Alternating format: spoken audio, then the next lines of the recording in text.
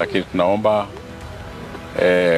nahitaji habari ili tupate wale walihusika kuweka kitu kama hii, kwa sababu waliweka na nia mbaya kuumiza wananchi. Tusaidiane tupate ukweli ili sheria ichukue mkondo wake.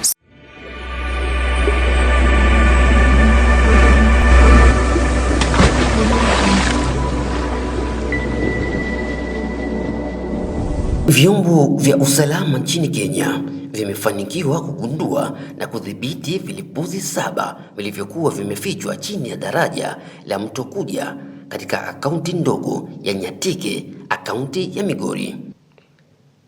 Daraja hilo lilijulikana pia kama daraja la barabara la Migori.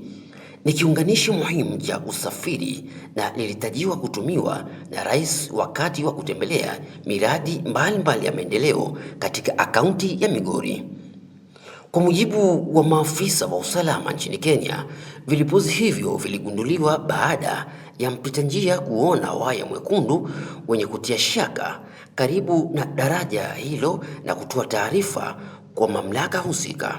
Saa 6 hivi mchana tulipata ripoti kwamba kwa Samaria Mwema kwamba kuna waya ameona kwa bridge nyekundu ambayo anaona inatoka chini ya mchanga, na tulikuja tukaona ni kweli, tukapata waya inatoka chini ya mchanga kando ya bridge, na hapo tukasemezana na tukaamua tuite wale wanaohusika kuangalia. Tukaita timu ya bomb disposal na timu ya ATPU from Migori.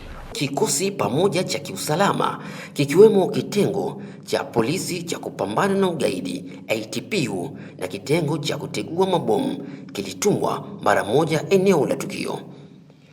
Wataalamu wa kutegua mabomu walifanikiwa kukusanya vipande takriban 7 vya vilipuzi vya aina ya jeli ya viwandani pamoja na takriban mita 2 za waya wa kulipulia. Eneo hilo lilifungwa kwa saa kadhaa huku zoezi la kudhibiti vilipuzi likiendelea, lakini hakuna mtu aliyejeruhiwa na daraja lilifunguliwa tena kwa matumizi ya kawaida baada ya zoezi kukamilika. Wakapata kwamba ilikuwa vilipuzi vimewekwa chini kando ya bridge na wameweza kusitoa.